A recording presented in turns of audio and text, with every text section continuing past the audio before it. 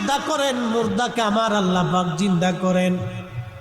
নমরুদে ডাক দেখায়, রে ইব্রাহিম, ওই ক্ষমতা তো আমারও আছে। আসতে কইলেন কে? জোরে কন। আমরার দেশে একটা কথা কয়, জোরে বক করে আর ফকিরের কেরামতি বাড়ে।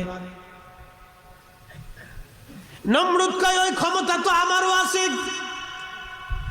আল্লাহর খলিল বলেন, ইব্রাহিম বললেন, আরে নমরুদ, তোমার যে ক্ষমতা আছে, মরাকে জিন্দা করতে পারো, জিন্দাকে মরা মারতে পারো, দেখাও তো দেখি, কেমনে দেখাও।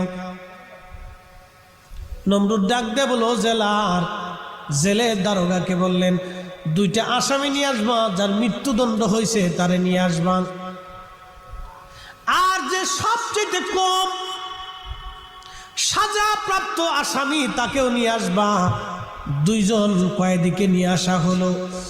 যিনি সবচেয়ে মৃত্যুদণ্ড প্রাপ্ত কয়েদি ছিল, তাকে মৃত্যুদণ্ড দেওয়া হবে। নমরুদ তারে একবারে বেকসুর খালাস করে দিয়ে বলল, যা, তোরে খালাস দিয়ে দিলাম। আর যে লোকটা একবারে কম সাজাপ্রাপ্ত, নমরুদ বলল, এই মুহূর্তে তাকে হত্যা করো। নমরুদ তাকে হত্যা করে বলল, ইব্রাহিম, দেখছিস, আমি বাঁচাইতেও পারি, আমি মারতেও পারি। এরা ইব্রাহিম, তোর আল্লাহর কি আর কোনো ক্ষমতা আসেনি? নমরুদ আল্লাহর ক্ষমতা দেখতে চায়। আল্লাহর খলিল ডাক দে বলেন, এ নমরুদ, হ্যাঁ, আল্লাহর আর একটা ক্ষমতা আছে রে। নমরুদ বলে, কি ক্ষমতা বলো?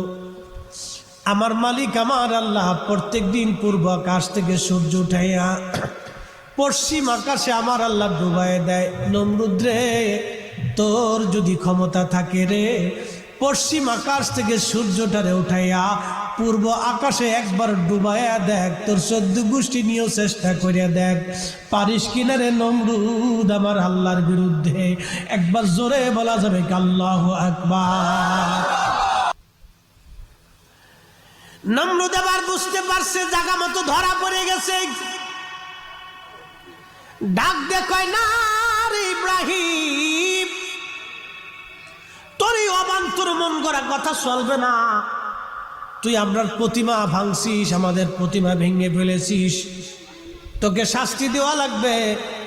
নমরুদ এবার সালিশ বসলো, মিটিং বসলো, এরা কি করে শাস্তি দেওয়া যায়। লোকেরা বললো, এরা আগুনে পুরায় মারো, আগুনে পুরাই দেই।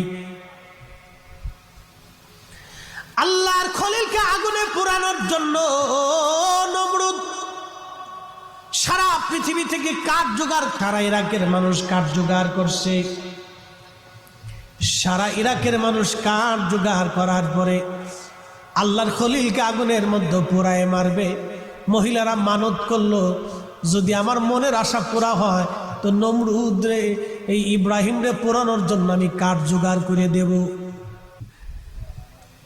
বিরাট কাঠ জোগাড় করা হলো। নমরুদ এবার ডাক দিয়ে বলতেছে, কি করবা? বিরাট বড় গর্ত খনন করো, ওই গর্তের ভিতরে কাঠগুলি ঢেলে দিয়ে ইব্রাহিমকে আগুনের মধ্যে ফেলে দেওয়া হোক। বিরাট কাঠ জোগাড় করা হলো। গর্তের মধ্যে কাঠগুলি ফেলাইয়া তৈল ঢেলে দিয়ে তারা আগুন জ্বালাইল। কোনো বর্ণনায় আসছে 2 মাইল দূর থেকে আগুনের উত্তাপে মানুষ কাছে যাইতে পারে নাই। কোন কোন বর্ণনায় আসছে পাখি আকাশ দিয়ে উড়ে যাওয়ার সময় প্রচন্ড উত্তাপে পাখিগুলি পুড়ে পুড়ে জমিনে পড়ে যাইত। কোন বর্ণনায় 25 মাইল দূর থেকে আগুনের তাপে মানুষ কাছে যাইতে পারত না। এত পরিমাণে আগুন জ্বালাইছে আল্লাহর খলিলকে পোড়ানোর জন্যে। সারা পৃথিবী আল্লাহর ইব্রাহিমের বিরুদ্ধে, আর আমার আল্লাহ ইব্রাহিমের পক্ষে। বিজয় আমার আল্লাহর হবে। কথা কোন ঠিক কিনা? আল্লাহ বলেন, ওমাইয়া তাওয়াল্লাল্লাহা ওয়া রাসূলাহু ওয়াল্লাযীনা আমানু ফাইন্না হিজবাল্লাহি হুমুল গালিবুন।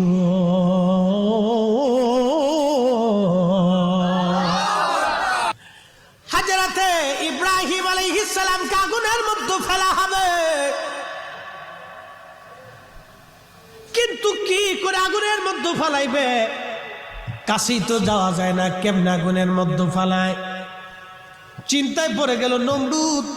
আবার নতুন করে মিটিং কল করছে, কি করে ইব্রাহিমকে আগুনের মধ্যে ফালানো যায়। হাদিসের মধ্যে আসছে ইরাকের কুর্দিস্তানের এক কুর্দি, ইরাকের কুর্দিস্তান, কুর্দি নামক একটা এলাকা আছে, এখানে কুর্দিরা বাস করে, কুর্দি জনপদ জনগোষ্ঠীরা বাস করে। কুর্দি আগে থেকে কুর্দি। আমরা বাঙালি উপজাতি সিলেটি, চট্টগ্রামী, চাটগাঁই, ফরিদপুরি, বরিশালী, হবিগঞ্জে এরকম যেমন নাম আছে, ওই ইরাকের একটা অঞ্চল আছে কুর্দিস্তান, এখানে কুর্দি নামক জনগোষ্ঠীরা বসবাস করে। এই কুর্দিদের ভিতরে একজন এসে বলল, বাচ্চা নমরুদ, আমি একটা মেশিন বানাই দিব, একটা কামান বানাই দিব, একটা অস্ত্র বানাই দিব, ওই অস্ত্রের মাথার মধ্যে বসাইয়া ইব্রাহিমকে ছাইড়ে দিবা, ও আগুনের মধ্যে যাইয়া পড়ে যাবে, দূর থেকে বাইরে দিব। বলে এই অস্ত্রের নাম কি? বলে এই অস্ত্রের নাম মিনজাবিন। মিনজাবিন হলো আগে পাথর মারার অস্ত্র।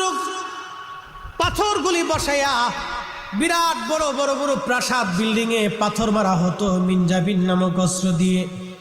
সর্বপ্রথম এই লোকটা মিনজাবিন তৈরি করেছিল আল্লাহর খলিলের বিরুদ্ধে, আল্লাহর খলিলকে আগুনের মধ্যে ফেলানোর জন্য। আল্লাহর নবী বললেন, ও আমার উম্মতরা তোমরা শোনো শোনো, আল্লাহর খলিলকে আগুনের মধ্যে ফেলানোর জন্য যে মিনজাবিন বানাইছিল, ওর শাস্তিটা হলো কি জানোনি? ওর শাস্তি হলো ওকে আল্লাহ পাক মাটির মধ্যে ততদিন পর্যন্ত ডুবাইতে থাকবে, কিয়ামত পর্যন্ত তাকে মাটির মধ্যে ডুবাইতে থাকবে, অর্থাৎ সপ্ত জমিনের নিচ পর্যন্ত তাকে শাস্তি দিয়ে নিতে নিতে নিতে নিতে থাকবে। একবার জোরে বলবেন কি নাউজুবিল্লাহ। কঠিন শাস্তি তাকে দেওয়া হবে। এই মিনজাবিন যিনি আল্লাহর খলিলের বিরুদ্ধে বানিয়েছিল, মিনজাবিনের উপর বসাইয়া আল্লাহর খলিলের রশি ধরে টান দেওয়া হয় আগুনের মধ্যে ফেলানোর জন্য। সৃষ্টির সমস্ত প্রাণীরা আল্লাহকে বলল, আল্লাহ যদি আপনি বলেন আপনার খলিলের বিরুদ্ধে যে আগুন জ্বালানো হয়েছে, আমরা এই আগুনগুলি নিভাইয়ে দিব। আল্লাহ বললেন না। সমস্ত প্রাণীরা আল্লাহকে বলল, আল্লাহ হুকুম দেন আমরা আগুন নিভাইয়ে আসবো। আল্লাহ বললেন না। বন্ধু, একটা প্রাণী, এই প্রাণীর নাম হলো গিরগিটি। গিরগিটি ফু মারতেছে, আল্লাহ ডাক দিচ্ছে,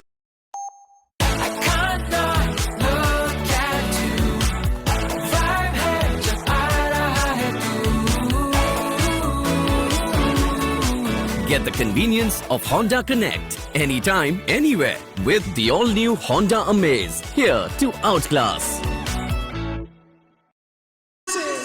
এরা গিরগিটি ফু দিস কেন রে? বলে ইব্রাহিমের আগুন যাতে বেশি করে জ্বলে এই জন্য ফু দেই। আচ্ছা আপনারা বলেন, ছোট্ট একটা প্রাণী গিরগিটি, এ ফু দিলে কি 3 মাইল দূরে যায়? ওর ফুতে কি আর আগুন জ্বলবে? কিন্তু সে চেষ্টা করেছিল আল্লাহর খলিলের ইজ্জতের বিরুদ্ধে দাঁড়াইয়া। আল্লাহর নবী আল্লাহর খলিলের ইজ্জতের বিরুদ্ধে, আল্লাহর খলিলের বিরুদ্ধে দাঁড়াইয়া আগুন জ্বালানোর জন্য ফু দিয়েছে। ফু দিয়েছে এক গিরগিটি। আল্লাহর হাবিব বলেন, উম্মত, ও আল্লাহর খলিলের বিরুদ্ধে ফু মারছে, কিয়ামত পর্যন্ত যত গিরগিটি তোমরা পাবা, পাইলে ওরে পিঠে মারবা, মারলেই তোমাদের আমলনামায় নেকি, এক বাড়িতে মারলে 100 নেকি। একসাথে জোরে বলবেন কি আল্লাহু আকবার। হ্যাঁ হবিগঞ্জের মুসলমান, গিরগিটি আল্লাহর খলিলের বিরুদ্ধে লাগার জন্য জীবন তার ধ্বংস হয়ে গেল, বংশ তার ধ্বংস হয়ে গেল, অভিশপ্ত হয়ে গেল সারা বংশ। এই জন্য একটা কথা সারা জীবন মনে রাখবেন, যে কোনো বিষয়ে আল্লাহ এবং তার নবীর পক্ষে থাকবেন, জীবন চলে যাবে, আল্লাহ নবীর পক্ষ ছাড়া যাবে না। কথা কোন ঠিক কিনা? জীবন চলে যাবে, জীবন চলে যাবে, জীবন চলে যাবে, আল্লাহ নবীর পক্ষ ছাড়া যাবে না, পক্ষ ছাড়া যাবে না। পাকিস্তানি মিলিটারি বাঙালিরে কয় তুই হিন্দু না মুসলমান? বলে আমি মুসলমান। তো কালমা বাতা, কয় লা ইলাহা ইল্লা আনতা সুবহানাকা ইন্নী কুনতু মিনাজ জালিমিন। এ মুসলমান,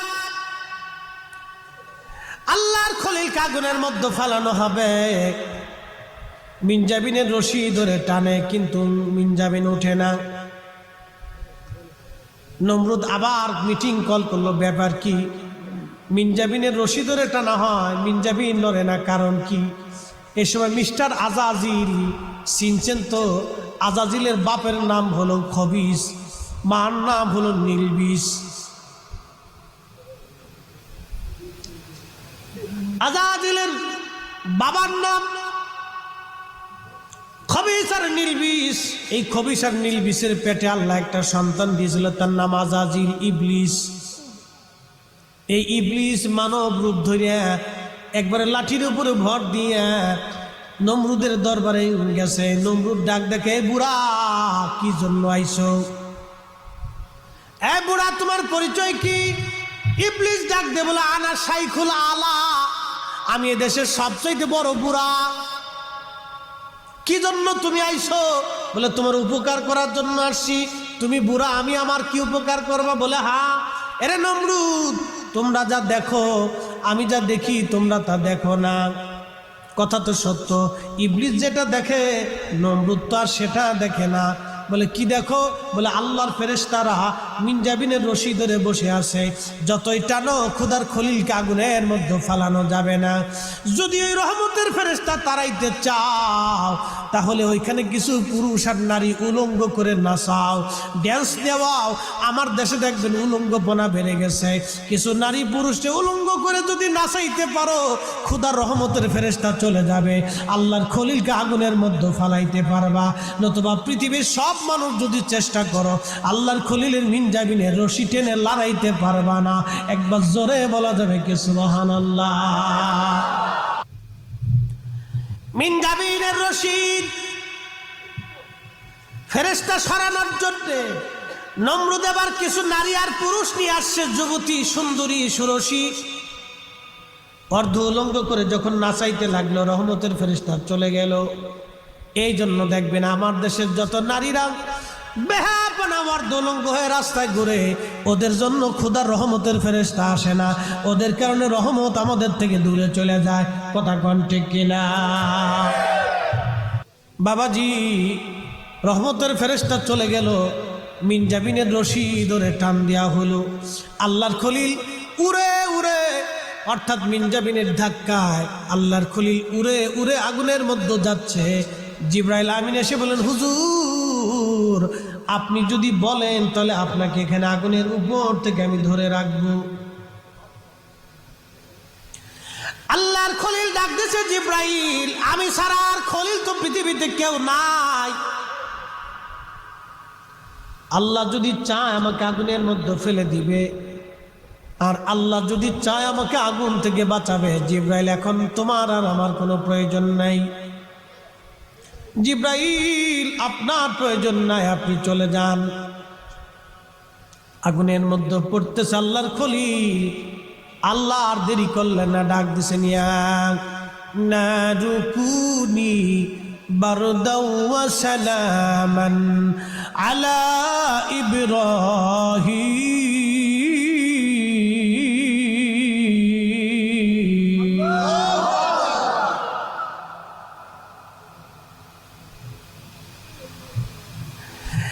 আল্লাহ ডাক দিছে, হে আগুন, তুমি আমার ইব্রাহিমের উপরে আয়ার কন্ডিশন হও, আমার ইব্রাহিমের জন্য তুমি আয়ার কন্ডিশন হয়ে যাও।